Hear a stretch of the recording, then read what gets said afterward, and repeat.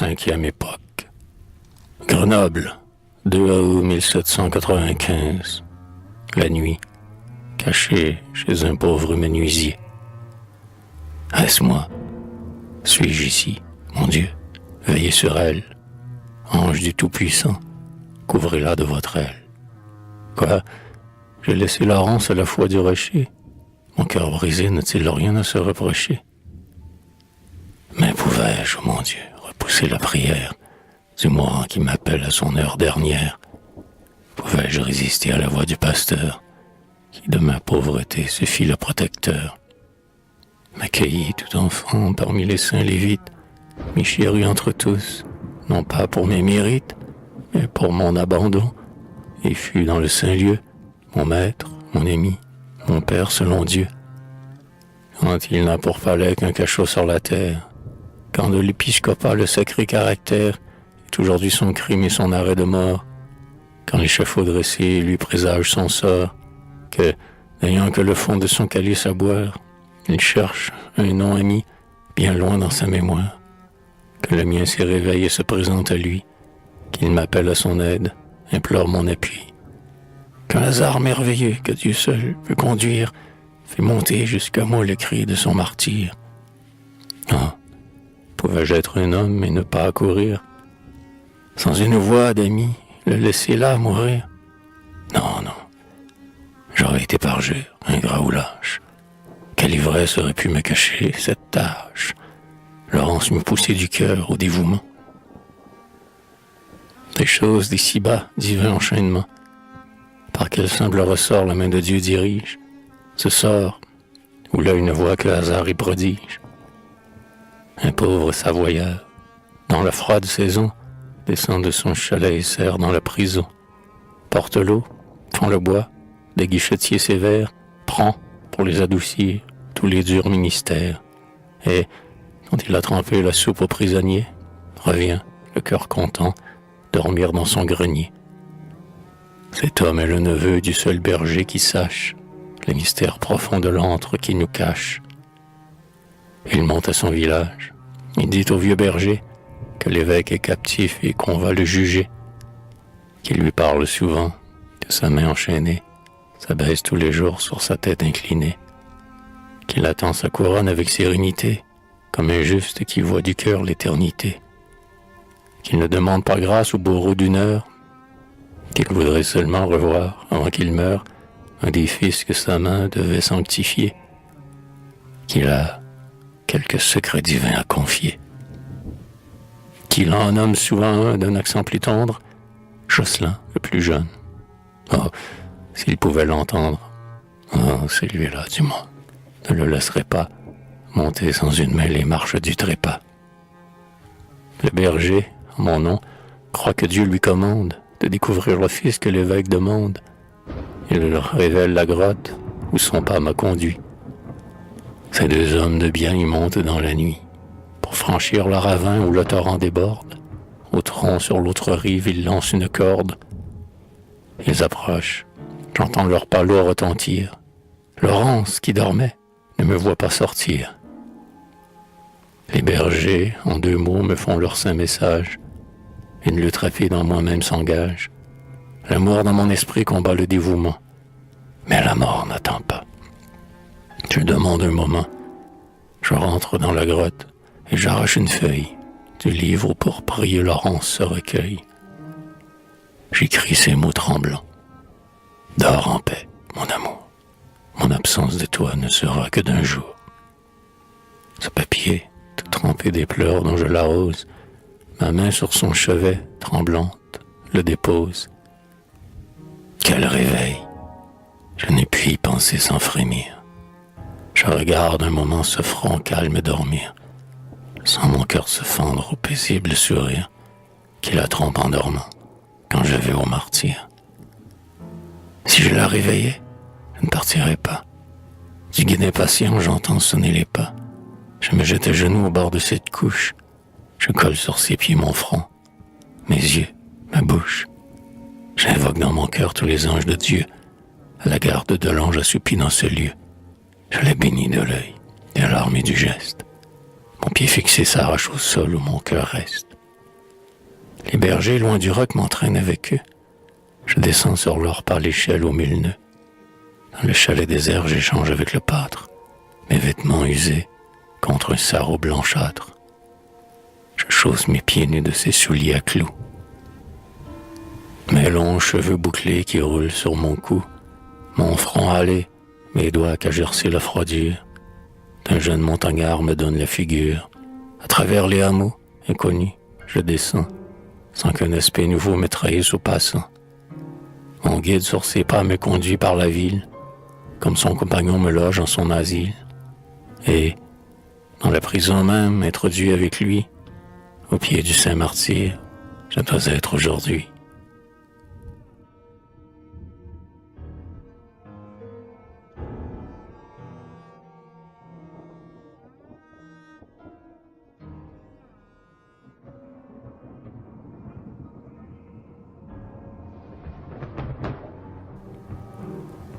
Dans l'hôpital de Grenoble, 5 août 1795, au soir. Où suis-je? Où m'engloutir? Où perdre ma pensée, Seigneur? Ah, pardonnez à cette âme insensée. Non, non, frappez ce cœur hésitant, combattu, qui n'a su distinguer ni crime ni vertu, et qui, dans les accès de nuit de délire, ne sait plus si le ciel le déteste ou l'admire. Moi, je m'aime moi-même. Oh, cachez-moi de moi. L'évêque, il me bénit. Laurence, ô toi, mais toi, assassin à la fois et charitable apôtre, j'ai sauvé d'une main et j'ai tué de l'autre. Mais où suis-je? En quel lieu m'a-t-on porté mourant? Tout est étrange et neuf en mon regard errant. Du pauvre montagnard, ce n'est plus là l'asile. Quels sont ces lits de lin, dont leurs nombreuses files se prolongent dans l'ombre et correspondent aux miens? Que veut dire au plafond ce signe du chrétien? Que sont ces voiles blancs, ces femmes ou ces ombres qui se croisent sans bruit dans ces corridors sombres, entr'ouvrent les rideaux, se penchent sur les lits, comme la jeune mère au chevet de ses fils? Ô douteuse lueur de leurs lampes qui veillent, oh, de la charité j'entrevois la merveille. Ces auberges du pauvre où l'on bénissait pas, ces toits de Dieu, ces lits de ceux qui n'en ont pas, ces épouses du Christ au chevet des misères, mères de tous les fils et sœurs de tous les frères.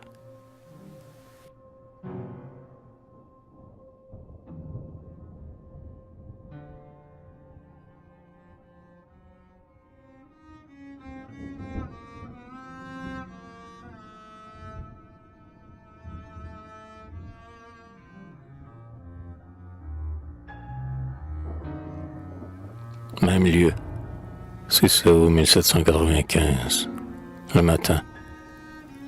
Dans le monde, en un jour, qu'est-il donc survenu? Comment suis-je là, moi, sous mon nom reconnu? D'où viennent ces respects, ces soins qui m'environnent, ces signes de bonheur que leur regard me donne? Ils disent que Paris a tué le tyran, que la France est finie selon meurtre d'un an, que les cachots vidés s'ouvrent partout d'eux-mêmes, que de Dieu dans le temple on rétablit l'emblème, que la foule a brisé ses instruments de mort et reporte aux autels sa joie ou son remords, que le meurtre d'hier fut le dernier supplice, que l'on m'a rapporté du lieu du sacrifice, tout arrosé du sang du bienheureux martyr, mourant, n'entendant plus sur mes pas retentir, à travers 1000 cris, les cris de délivrance, qui semblaient du tombeau ressusciter la France, et que le guichetier, en ouvrant la prison, aux femmes de l'hospice a révélé mon nom. Tout dort, à mon chevet veille une sainte femme, le jour se fait en moi. Recueillons-nous, mon âme. Le sommeil sur mes yeux ne peut plus s'arrêter, où mon cœur est toujours, mes pas voudraient monter, mais ma force ne peut les soulever encore. Mes pieds me porteront demain avec l'aurore. Ces sœurs me laisseront de ce lit me lever pour courir où je tremble, ô mon Dieu, d'arriver. Ah, cette éternelle et brûlante insomnie, les scènes de la veille et de mon agonie remontent par un vague et lointain souvenir, comme des fils brisés qu'on cherche à réunir.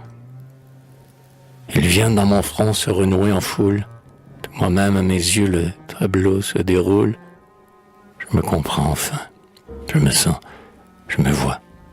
Je vis ce jour terrible une seconde fois.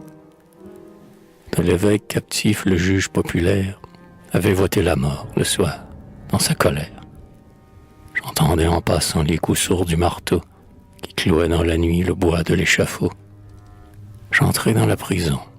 Des escaliers rapides, la descente était longue et les marches humides. Et dans leur froid brouillard, chaque pas, en glissant, semblait sur les degrés se coller dans du sang. Je ne sais quelle odeur de larmes sous les voûtes, quelle sueur des murs coulant en larges gouttes. Ces angoisses de l'homme y peignaient les tourments. Chaque dalle y rendait de longs gémissements.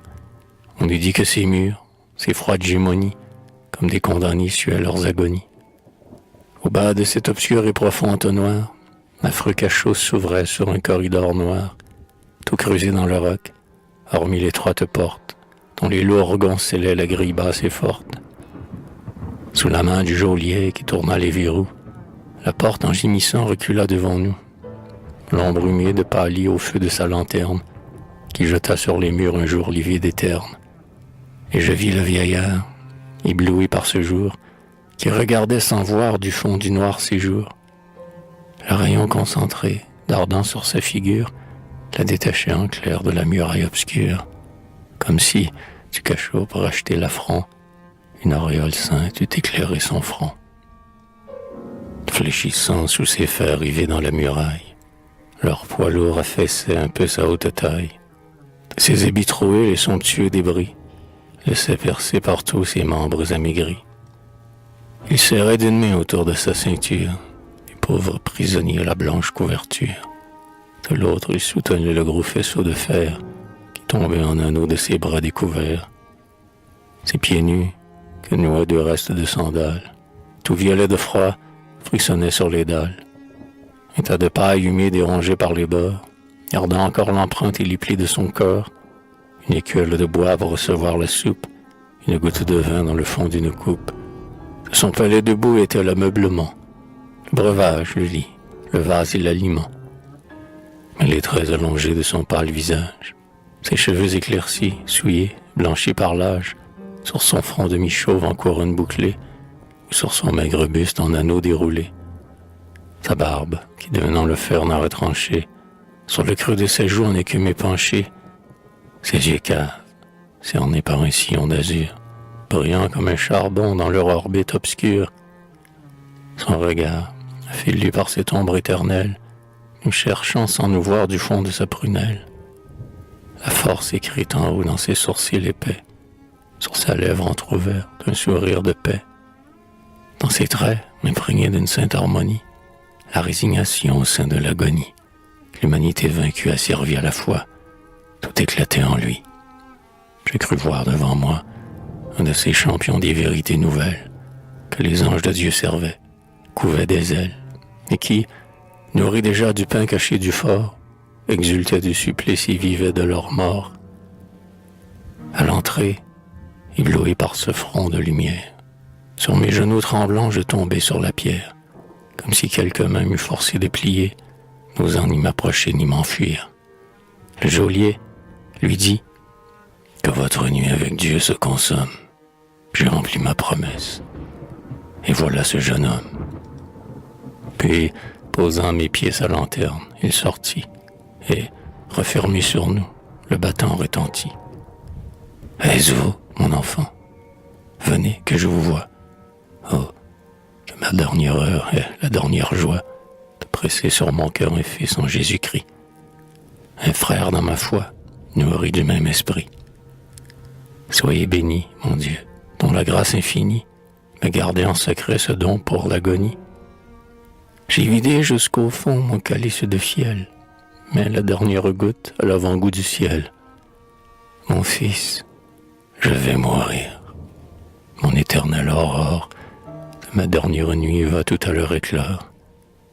Demain j'entonnerai l'hosanna triomphant. Aujourd'hui je suis homme et pécheur. Mon enfant, devant le Saint des saints avant que de paraître, j'ai besoin de laver mon âme aux eaux du prêtre. Charge d'un grand troupeau pour le sanctifier, En partant, j'ai mon saint bercail à confier.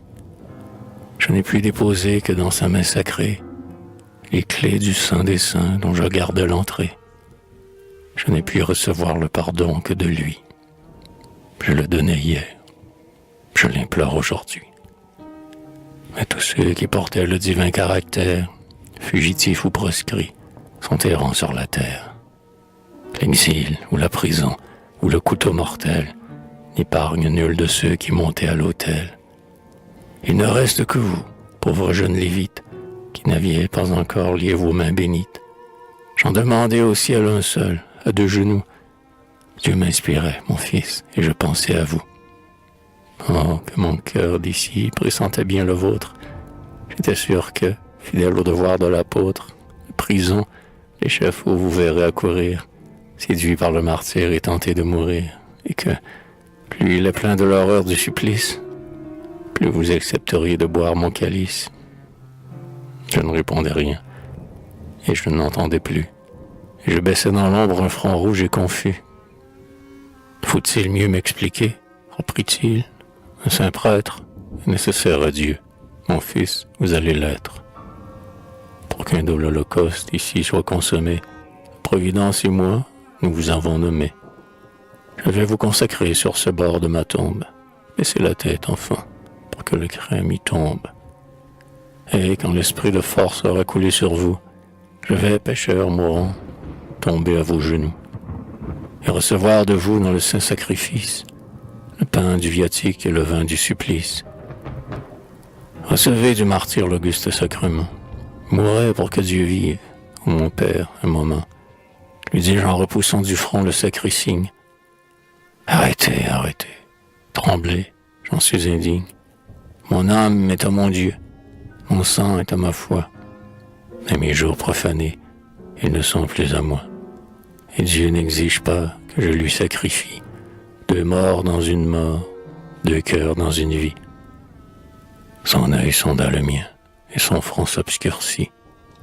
Alors, balbutiant, je lui fis le récit de ces 2 ans passés loin de lui, de ma fuite, de cet enfant par Dieu dans mon désert conduite, de son triste abandon, de ma tendre pitié, de cet amour longtemps couvé sous l'amitié, de ces habits trompeurs qui, me cachant la femme, à la séduction apprivoisait mon âme, de ce secret fatal et découvert trop tard, de nos serments donnés, de mon furtif départ, de sa mort qui suivrait au même instant la mienne, si j'arrachais ainsi cette main de la sienne, si, même auprès du ciel, d'un mot j'allais tromper, ce cœur que du poignard mieux tu valu frapper.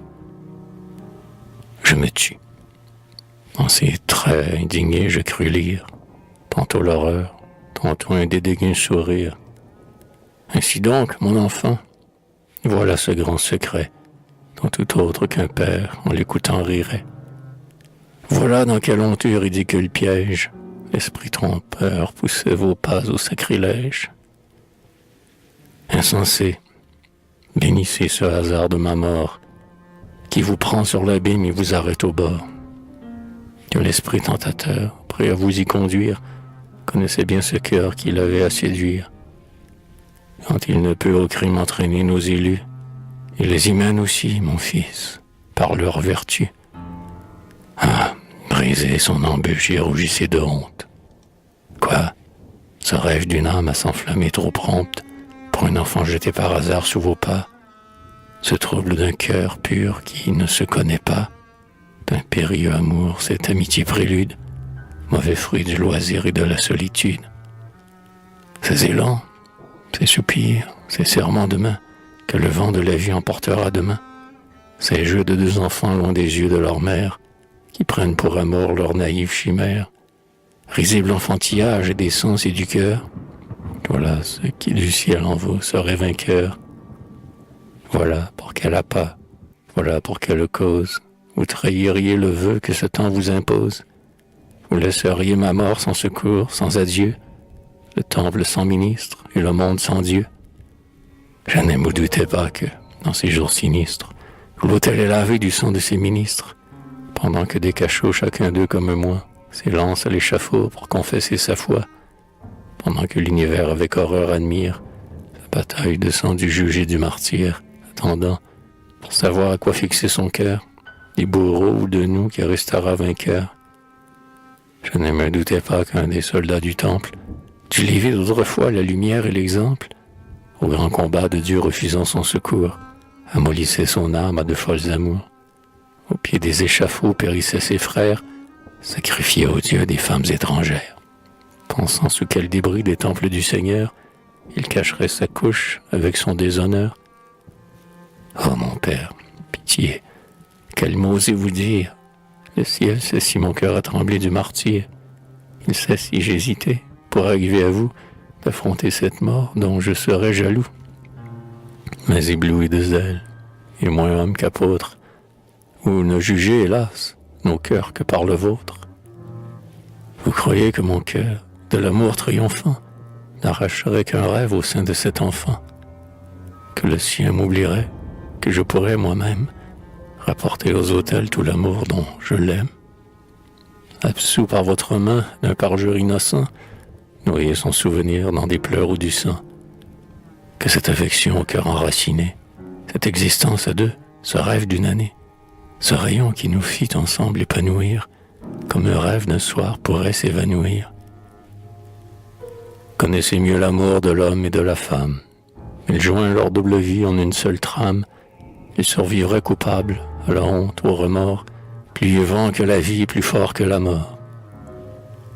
Silence, cria-t-il, vous profanez cette heure. Ces moments tout au ciel, ces faits, cette demeure, où du Dieu 3 fois pur, un indigne martyr, n'eût jamais entendu de tels mots retentir. Parlez d'amour, grand Dieu, sous ces ombres muettes, insensés, regardez et songez où vous êtes.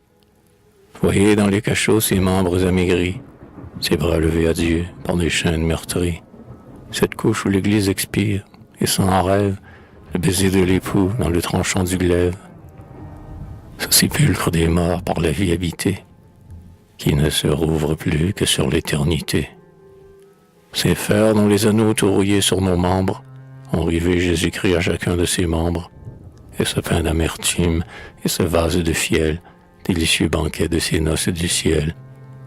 Et c'est là, c'est devant ces témoins de supplice, devant ce moribond qui marche au sacrifice, que vous osez parler de ces amours mortels, vous, consacrés d'avance à nos heureux autels, vous, que leur sacré deuil, le sang qui le colore, par un plus fort lien est consacré encore. Ah, que cette amertume ajoute à mon trépas. Quoi, vous, trahir?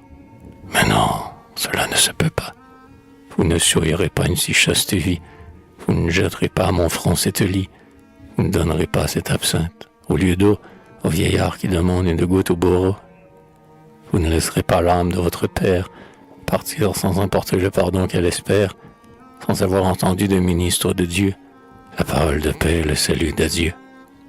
Ah, que j'ai demandé cette heure au divin maître, combien j'ai soupiré pour qu'un juste, un saint prêtre, à ses pieds, comme Dieu, me reçut à genoux, me dit avant la mort, vivez, je vous absous, pour qu'il offrit pour moi, la veille du supplice, cette coupe du sang, ce fruit du sacrifice, que mes doigts mutilés ne peuvent plus tenir, et me bénit ce pain que je n'ose bénir. Et quand l'ange, exauce enfin ma dernière heure, vous amène du ciel au Père qui vous pleure, quand vous divinisez cette heure du trépas, il ne me faut qu'un mot, vous ne le diriez pas. Ah, mon enfant, au nom de ces larmes dernières, qui sur vos mains de fils tombent de mes paupières, au nom de ces cheveux blanchis dans les cachots, de ces membres promis demain aux échafauds, au nom des tendres soins que j'ai pris de votre âme, au nom de votre mère, au nom de cette femme qui, si son œil de vierge ici pouvait vous voir, vous pousserait du geste et du cœur au devoir, et qui, fille du Christ, ne voudrait pas sans doute acheter votre vie au prix qu'elle vous coûte. Déchirez le bandeau qui recouvre vos yeux. Dites ce mot, mon fils, que je l'emporte aux cieux. La sueur de mon front tombe en grosses gouttes, avançant, reculant, comme un homme qui doute. Je demeurai muet, méditant, interdit. D'un corps surhumain, son regard resplendit. Son corps se redressa, comme si son idée l'eût soulevé du sol, grandi d'une coudée. Son bras chargé de fer s'étendit contre moi. Le cachot s'éclaira de l'éclair de sa foi. J'ai cru voir de son front la foudre intérieure, jaillir et serpenter dans la sombre demeure. Sa voix prit la colère et la vibration du prophète lançant la malédiction. Des lions de Juda, rugissement terrible. Eh bien, puisque mes pleurs vous restez insensibles, puisque la charité pour un père expirant ne peut en rallumer en vous le feu mourant, puisqu'entre celui que le vieillard implore et votre infâme amour, vous hésitez encore, vous n'êtes plus chrétien ni prêtre de Jésus, retirez-vous de moi, je ne vous connais plus. Sortez de ce calvaire où votre maître expire, vous n'êtes qu'un bourreau de plus qui les déchire. Vous n'êtes qu'un témoin lâche, indigne de voir comment les chrétiens souffrent et meurent pour le devoir, mais digne seulement de garder dans la rue l'habit ensanglanté du licteur qui le tue. Ouais, sortez de mon ombre et de ce lieu sacré. Sortez, mais non pas tel que vous êtes entré. Sortez en emportant la divine colère sur vous et sur l'objet. N'achevez pas, mon père. Ne le maudissez pas. Arrêtez. Tout sur moi. Il lut d'un seul coup d'œil sa force en mon effroi, comme le bûcheron voit l'arbre qui chancelle. Écoutez, me dit-il de nouveau solennel, comme s'il eût parlé d'au-delà du trépas à des hommes de chair qui l'écoutaient en bas. Il est dans notre vie une heure de lumière, entre ce monde et l'autre indécise frontière, où l'âme des chrétiens, prête à quitter le corps, de l'abîme des temps voit déjà les deux bords, où de l'éternité l'atmosphère divine, d'un jour surnaturel, dans sa nuit l'illumine, et, des choses d'en bas lui découvrant le sens, donne un son prophétique à ses derniers accents. Sans crainte alors on parle, et l'on entend sans doute, dans la voix du mourant c'est Dieu que l'on écoute. Je suis à cet instant, et je sens dans mon cœur ce verbe du Très-Haut qui parle sans erreur. Il me dit d'arracher, d'une main surhumaine, un de ces faisceaux pièges où le monde l'entraîne. Il donne à mes accents l'autorité du sort. Je prends sur moi l'arrêt qui de mes lèvres sort. Je prends sur mon salut la sainte violence qui vous jette à mes pieds sans plus de résistance. Obéissez à Dieu qui tonne dans ma voix. De sa main, de ses fers, mon front sentit le poids. J'ai cru sentir de Dieu la main et le tonnerre qui m'écrasait du bruit du coup sur la terre. Pétrifié d'horreur, tous les sens foudroyés, je tombai sans parole et sans souffle à ses pieds. Un changement divin se fit dans tout mon être.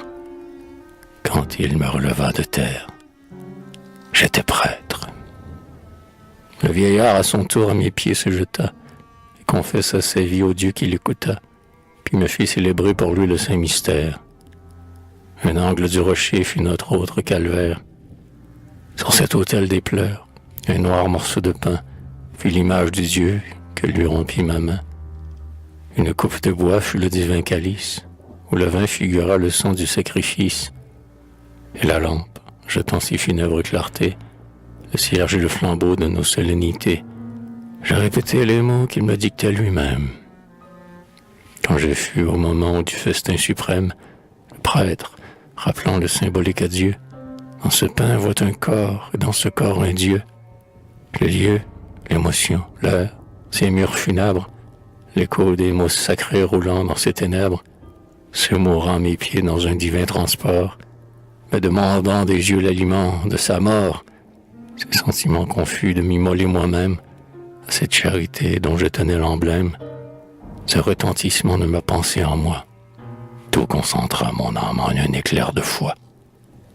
J'ai cru sentir le Dieu qui souffre et qui console, du ciel même arraché par la sainte parole, descendre et transformer en son nouveau levain, le pain du prisonnier en aliment divin. Et j'ai cru dans ce pain que notre foi consomme, humaniser le Christ et diviniser l'homme. Sa lèvre l'aspira dans un élan d'amour. La lampe s'éteignit dans l'ombre. Il était jour. Un bruit sourd de la mort nous fit deviner l'heure. Le geôlier vint rouvrir la lugubre demeure et chercher le vieillard pour l'échafaud. Ses fers tombèrent en laissant leurs traces dans ses chairs. Pour qu'il pût achever le funèbre voyage, il fallut soutenir son corps, miné par l'âge. J'affermissais ses pas, vêtu comme un gardien. Son bras paralysé s'appuyait sur le mien. Bénissant ses bourreaux du geste et du sourire, comme on marche au triomphe, il marchait au martyre, sachant que la victoire, en ces combats de foi, est à celui qui tombe et qui meurt pour sa loi. J'aidai sa main tremblante et son pied qui chancelle à monter les degrés de la fatale échelle. Jusque sur l'échafaud j'accompagnai ses pas. Un vil peuple ondoyait et rugissait en bas. Mais lui, n'entendant plus ce stupide blasphème, dans mon regard ami cherchait la Dieu suprême. Il y lut et coucha sur le fatal pilier son front, comme il l'eût fait le soir pour sommeiller. Dans l'éclair du couteau, je vis la mort me luire.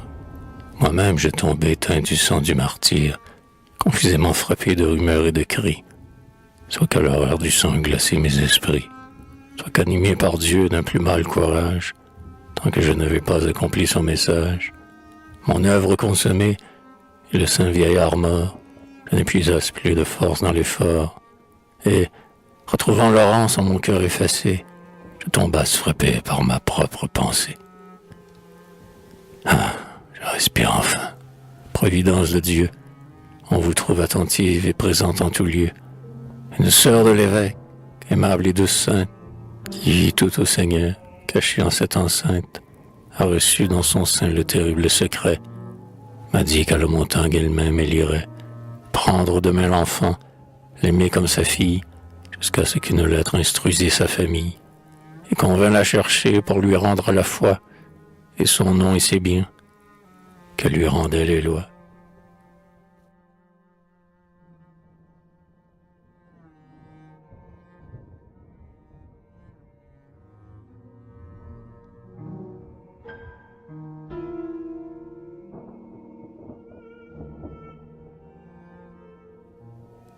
« 12 août 1795.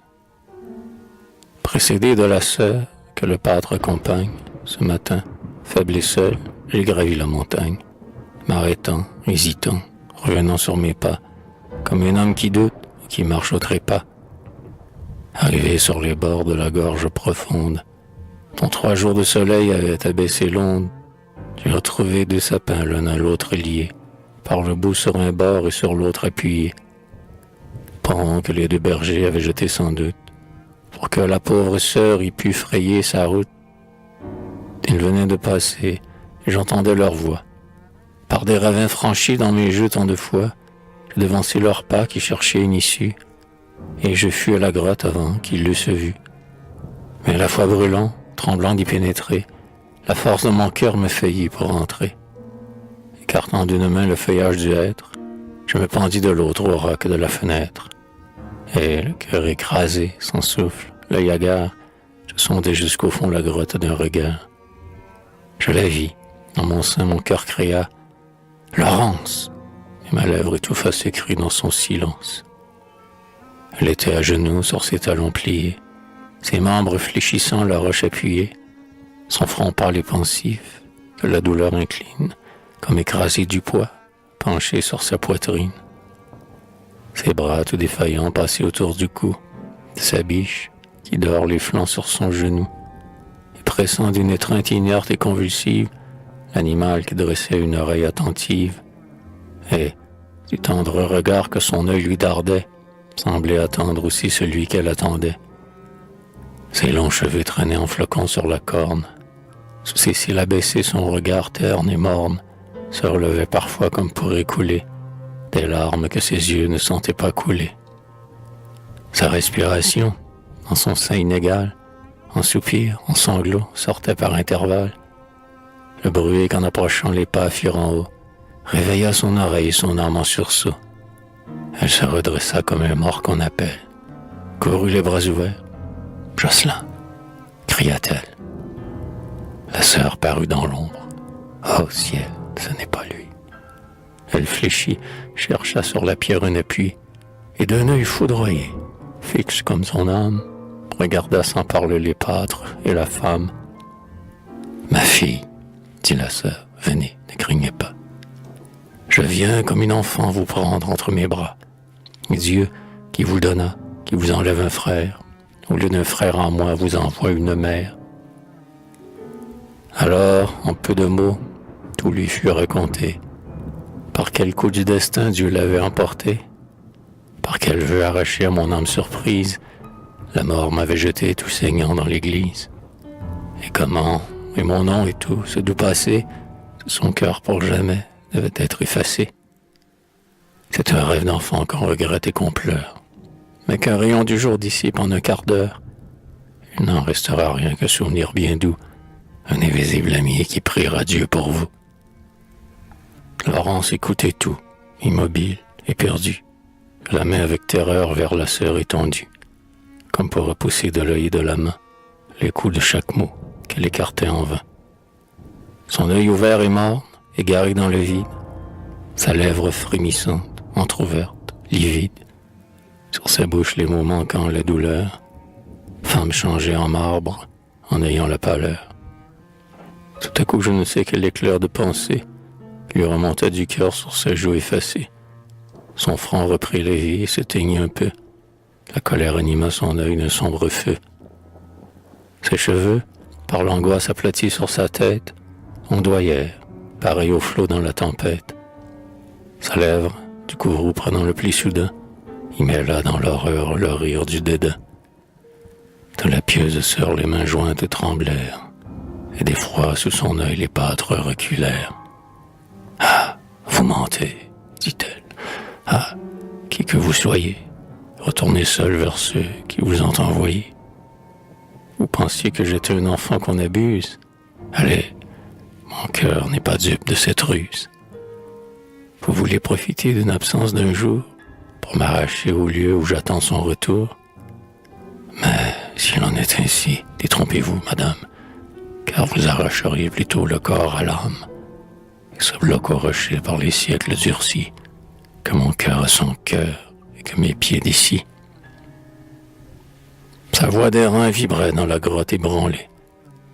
Sa main convulsive, à ses parois collées, semblait si fortement aux angles s'accrocher qu'on eût dit que ses doigts s'écrasaient au rocher. La sœur voulut parler. Pauvre jeune insensé, comment briser, mon Dieu, dans son cœur sa pensée? Et sa voix s'attendrit, et sa main essuya des pleurs que le regard de Laurence épia. Des pleurs, dit-elle avec un ton d'alarme. Incrédule à leur voix, en croirais-je leurs larmes? S'ils mentaient, aurait-il pour moi cette pitié? Le doute affreux sembla l'envahir à moitié, puis, passant sur son front sa main roide et glacée, comme quelqu'un qui rêve et chasse une pensée. « Non, cria-t-elle, non, non, je ne crois que lui. Lui, comme un vil parjure, il se serait enfui. Moi, par Dieu, par mon père, à son sein confié, comme un autre Caïn, il m'eût sacrifié. Il m'eût abandonné en cet affreux désert, comme un agneau trouvé qu'on caresse et qu'on perd. Moi, sa fille, sa sœur, sans parents, sans patrie, du même lait que lui pendant 2 ans nourri. À son Dieu sans remords, il se fut immolé. Cet abri sur mon front se serait écroulé. Ce cœur, dont n'approcha jamais l'ombre d'un crime, se serait entrouvert sous moi comme un abîme, m'aurait toute vivante en sa mort engloutie. Non, non, cela n'est pas. Oui, vous avez menti. Oui, votre vil mensonge est encore un blasphème. Je ne le croirais pas s'il le disait lui-même. Puis d'un son de voix bas, d'un air plus abattu. Ah, Jocelyn, dit-elle. Ah, frère, où donc es-tu? Ah, si du pied des monts, tu pouvais les entendre. Comme d'un œil vengeur, tu viendrais me défendre. Comme du seul aspect, tu les démentirais. Comme du seul regard, tu les écraserais. Jocelyn, Jocelyn, à travers la distance, à court, viens alors me disputer ta Laurence. Viens me rendre leurs yeux dans tes bras entr'ouverts, cet asile où mon cœur braverait l'univers. Je n'ai pu résister à l'élan de mon âme. Je m'ai lancé de l'ombre au milieu de ce drame. Un long cri de bonheur dans la grotte éclata. Un seul bond sur mon cœur, son élan la jeta. Elle entoura mon cou de ses mains enlacées, toucha mon front, mes yeux, de ses lèvres glacées, sembla comme un serpent mon corps se ployer, se colla sur mon sein comme pour s'y noyer, me pressa, m'étouffa de si fortes étreintes, que je sens mes mains, ses mains encore empreintes. Puis, m'enlaçant le cou du bras comme autrefois, s'y suspendit longtemps fier et de tout son poids. Osez me l'arracher, demandez-lui s'il m'aime, dit-elle. Le voilà pour répondre lui-même. Parle, Jocelyn, dis s'il est vrai que ton cœur a trahi ton ami, ton amante, ta sœur. Dis-leur si de ce sein où Dieu m'avait jeté, sur la pierre à leurs pieds tu m'as précipité. Dis-leur si cet amour, notre vie en ce lieu, tu l'aurais renié même à la voix de Dieu. Un Dieu, s'il était vrai, si je doutais encore, je le détesterais autant que je t'adore. On lisait sur sa lèvre un sourire âpre et fier, et son geste en parlant semblait les défier. Jocelyn, parle donc, reprit-elle à ses hommes. Venge-toi, venge-nous, et dis-leur qui nous sommes. L'aveugle instinct du cœur, dans le premier moment, me fixait là, sans yeux, sans voix, sans mouvement, ainsi qu'un insensé qui, tombé dans l'abîme, et sans le couc au fond, sur le roc qui l'abîme. La secousse des sens que son cri me donna, d'une horrible clarté soudain m'environna. Je sentis que mon bras se condamnait lui-même, à retourner le fer dans le seul cœur qui m'aime. Je cherchais par surprise à fuir, à déplier. Son bras qu'à mon épaule un nœud semblait lié. Mais, comme un nœud coulant que chaque effort resserre, plus je me dégageais, plus j'étais sous sa serre. Enfin, d'un bond soudain, j'échappais de ses bras. Non, lui dis-je à genoux. Non, ne me touche pas. Non, non, je ne suis plus celui que tu crois être. Je suis... N'achève pas, s'écria-t-elle. Un prêtre. J'ai trahi, par faiblesse ou bien par dévouement, mon enfant, mon amour, mon bonheur, mon serment. J'ai, pour offrir au ciel mon affreux sacrifice, bu ton sang et le mien dans mon premier calice. En trahissant ta foi, j'ai trahi plus qu'un Dieu. Fuis-moi, ne me dis pas même un suprême adieu. N'abaisse pas tes yeux sur un tel misérable. Foule-moi sous ton pas comme un ver sur le sable. En passant sur mon corps, écrase-moi du pied. Maudis-moi sans remords. Franchis-moi sans pitié. Couvre de ton mépris ma mémoire éclipsée, et n'y détourne pas seulement ta pensée. Et le front dans la poudre, avili, prosterné, jusqu'à ses genoux mon corps s'était drainé, pour qu'en passant sur moi, son pied, dans sa colère, puis d'écraser ma vie et mon front contre terre. Mais elle, pas à pas, fuyant ce front rampant, comme le mien recule à l'aspect du serpent, les mains avec horreur ouvertes, dépliées, les prunelles de plomb fixe pétrifiées, ne jeta qu'un seul cri, comme si tout son cœur, écrasé d'un seul coup, eût éclaté d'horreur. Terrible et dernier cri de l'âme évanouie, écho du coup qui fait écrouler une vie, et que jusqu'au tombeau j'entendrai. Puis, glissant sur les pointes du roc que son front teint de sang, ses membres sur les miens en tombant s'affaissèrent, et ses mains en touchant les miennes les glacèrent. J'ai chauffé sur mon cœur, entouré de mes bras, ce corps, ses membres froids disputés au trépas. Des noms les plus cruels je m'outrageais moi-même. J'aurais fait jusqu'à Dieu rejaillir mon blasphème. Je le couvrais de baisers. Ange, pardonnez-moi. Ce front sanglant, ses yeux. Laurence, éveille-toi. Oh, reviens à mes cris. Oh, si tu vis, j'abjure les infâmes vertus, mon sacré parjure. Je n'ai rien prononcé, plus d'autel, plus d'adieu. Dans ton cœur, dans tes bras, c'est là qu'est mon Dieu.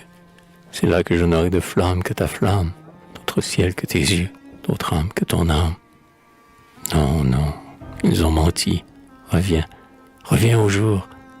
L'enfer n'est pas possible avec un tel amour. Glacée d'effroi, la sœur, les pâtres s'approchèrent. De mes bras contractés par force, ils arrachèrent Laurence, dont le sein, ranimé sur mon cœur, reprenait par degrés la vie et la chaleur. J'ai vu de son front blanc, qui sur leur brancard flotte, les blonds cheveux traînés en sortant de la grotte. Comme d'une aile d'ange, on voit le dernier pli. Et moi, par le délire, l'horreur affaiblie, sans pouvoir faire un pas pour disputer ma vie, le regard sur la porte où mon œil l'a suivi, je restais là couché sur la roche où je suis. Depuis quand? Je ne sais. Tous mes jours sont des nuits.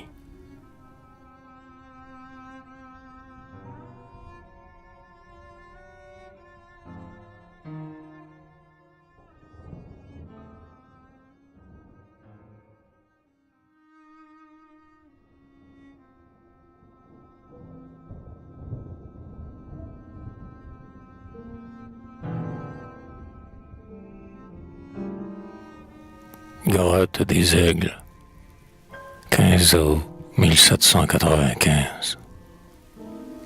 Ô Christ, j'ai comme toi sué mon agonie dans ces 3 doubles nuits d'horreur et d'insomnie.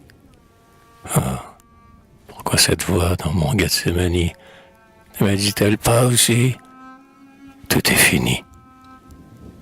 Après avoir vécu 2 ans du pain de vie, de l'amour débordant que ton ciel nous envie, pourrais-je vivre en bas de ce fiel mêlé d'eau? Pourrais-je y passer supporter le fardeau? Suivre jour après jour, sans rêver, sans attendre, ce que chacun d'eux rêve et nul ne doit me rendre. Et chaque soir, marchant sans but dans mon chemin, me dire, rien ici, rien là-bas, rien demain.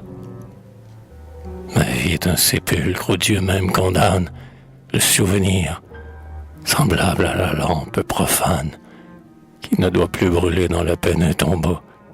Cœur mort, il faut encore éteindre ton flambeau. Il faut que, si ton feu couvre, si ton sang saigne, toujours la main de glace ou l'étanche ou l'éteigne. Oh, vivre ainsi, mon âme, est un trop rude effort. Pourquoi me réveiller, mon Dieu? La mort. La mort. La mort. Oui, si j'étais encore homme, peut-être. Pardonnez. J'oubliais, mon Dieu, que je suis prêtre. Prêtre, dans les cachots par le sang consacré. Homme immolé déjà régénéré. Victime humaine au Dieu que l'Holocauste adore, dont la chair, sur l'autel, palpite et fume encore, et qui s'offre elle-même avant d'oser offrir la prière d'un monde où prier, c'est souffrir. Dieu me sèvre à jamais du lait de ses délices. Eh bien, j'épuiserai la coupe des supplices. Dans les vases fêlés où l'homme boit ses pleurs, avec lui je boirai ses gouttes de douleur. J'élèverai le cri de toutes ses alarmes, je saurai l'amertume et le sel de ses larmes, comme dans ceux du juste immolé sur la croix. Tous ces gémissements gémiront dans ma voix. Du haut de ma douleur, comme de son calvaire, ouvrant des bras saignants plus larges à la terre, j'embrasserai plus loin de ma sainte amitié mes frères en exil, en misère, en pitié. Mon amour fut ma vie, en épurant sa flamme. Ô Jésus, prête-moi ta charité pour âme. Fais que j'aime le monde avec le même amour dont j'ai mélange absent que j'entrevis un jour. Que chaque enfant de l'homme à mes yeux soit Laurence. Ouais, fais-moi vivre ainsi d'amour et d'espérance. D'espérance. Oh mon Dieu, vous ne condamnez pas cette 2 gouttes de l'eau du ciel tombée en bas, que l'on boit dans sa main sans s'arrêter pour boire. Mon espérance à moi, mon Dieu, c'est ma mémoire. Ouais, quand nos jours d'absence auront été comptés, quand, par divers chemins, nous serons remontés dans le Saint Créateur d'où nos âmes jumelles descendirent ici, s'en reconnaîtront-elles. Je m'oublierai moi-même, oh Laurence, avant toi. Et ne suis-je pas elle, et n'est-elle pas moi? Renaître sans se voir et sans se reconnaître, ce serait remourir, Seigneur, et non renaître. Ouais, ton ciel tout entier, né dans ton sein, mon Dieu, que l'éternel retour après le court adieu, que le regard sans fin, que le long cri de joie, qu'en retrouvant sa sœur l'âme, ma l'âme renvoie. Que l'immortelle étreinte, tout ce qui s'aima, retrouve les doux noms dont l'amour le nomma. Ouais, dans les profondeurs des cieux où tu te voiles, dans ces espaces bleus, dans ces sentiers d'étoiles. Il est, ô Père, un suprême séjour, que ta main comme un nid prépare au saint amour. Des déserts dans tes cieux tout voilés de mystère, des cimes comme ici, des grottes solitaires, où les âmes en toi pour s'aimer s'enfuiront, et dont tes anges même à peine approcheront. À ta magnificence, ô Père, je me fie. Tu rends 100 000 fois ce qu'on te sacrifie, mais de plus qu'ici-bas je ne demande rien. D'autres rêvent leur ciel, mais moi j'ai vu le mien.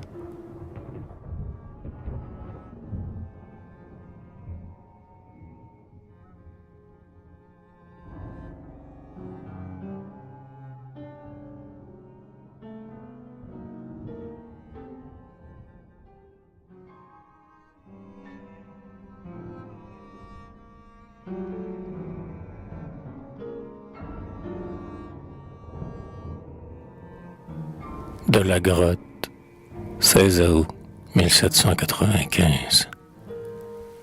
Cependant, écrasé sur cette roche aride, referme-toi, mon cœur, comme un sépulcre vide, comme après la blessure une trompeuse de chair qui se referme un temps sur la balle ou le fer, et montre de la vie au dehors l'apparence, pendant que sous la chair tout est mort et souffrance. Seul soupir de mon cœur dort dans son dernier pli, que ton nom pour toujours s'y cache enseveli.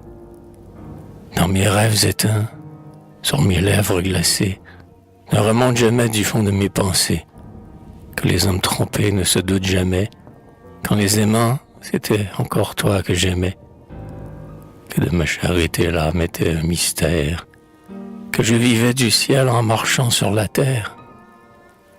De cette charité que le divin charbon sur ma langue consume et dévore ton nom, que nulle bouche humaine ici-bas ne le sache, qu'à tous, hormis à Dieu, ma poitrine le cache, jusqu'au jour de ma mort, ce nom, secret chéri, comme un trésor visible après le flot tari. Mais elle, oh, qu'elle vive aux dépens de ma vie. Oui, je le veux, mon Dieu, que Laurence m'oublie. Par l'amer souvenir de notre amour, Seigneur, ne lui corrompez pas sa coupe de bonheur, et qu'heureuse sans moi, mais qu'elle s'en souvienne au sépulcre où mon âme ira chercher la sienne.